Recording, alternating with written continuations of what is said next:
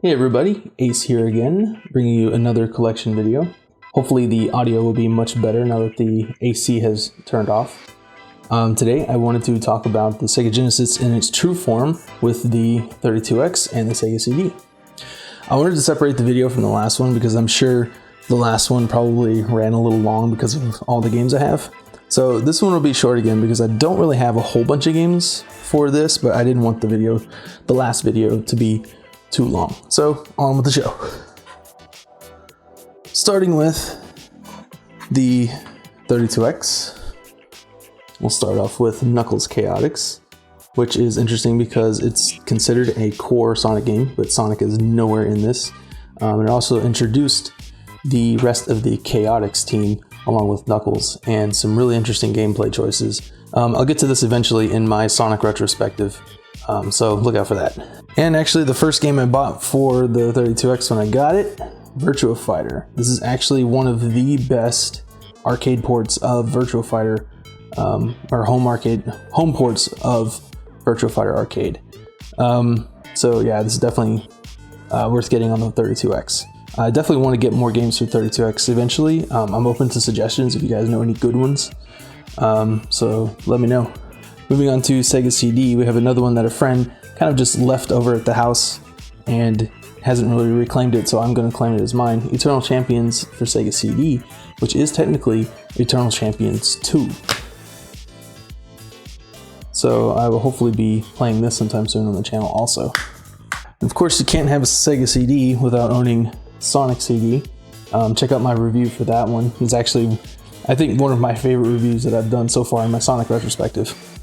Up next is one that me and Chase have played, NBA Jam. We've actually played this twice because he wanted a rematch.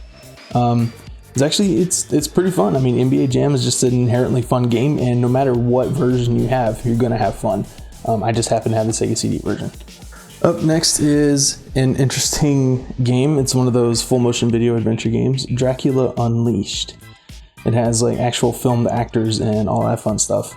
And what's interesting is you actually play, I think it's a relative of Van Helsing, it's a relative of someone who was killed by Dracula, who is from Texas, and he travels to England to find his brother's killer, and you have to guide him through that whole process. We eventually want to play through this as part of Pinko's adventure game block, so look out for that. Up next is another game that I picked up just recently from one of the retro stores locally. It was going out of business, so they were having a huge sale. It's called Powermonger.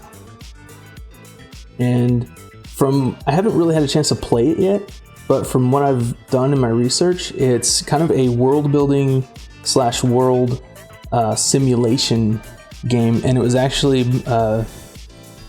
Peter Molyneux actually worked on this game. If you guys don't know who Peter Molyneux is, I'm sure you've played either Black and White or one of the Fable games. This is what he's most known for.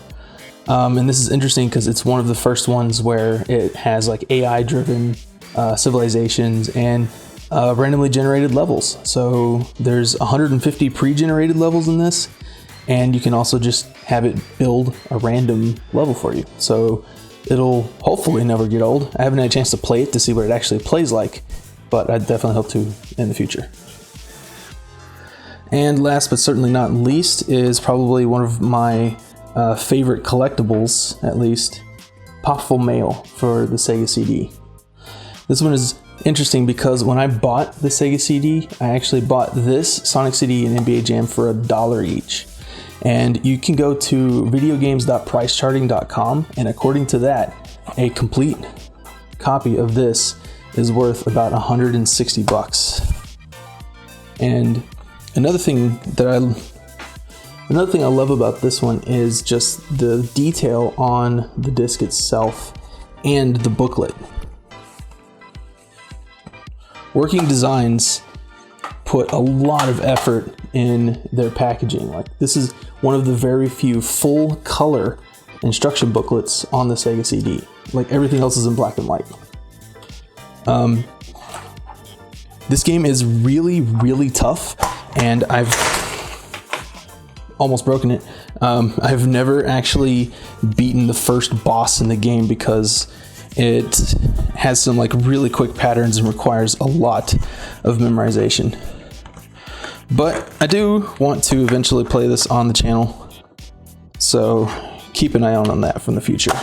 So that makes up the rest of my Genesis collection for the 32X and the Sega CD. Subscribe to our channel if you want to see more, and you can always follow us on Twitter at noiselessmountain. Link is down in the description. Also down in the description is a link to our Patreon if you want to help support us and help keep our collection growing and have better produced videos. And also there's a link to our Discord chat, so stop by and say hi. Anyway, thanks for watching. Bye.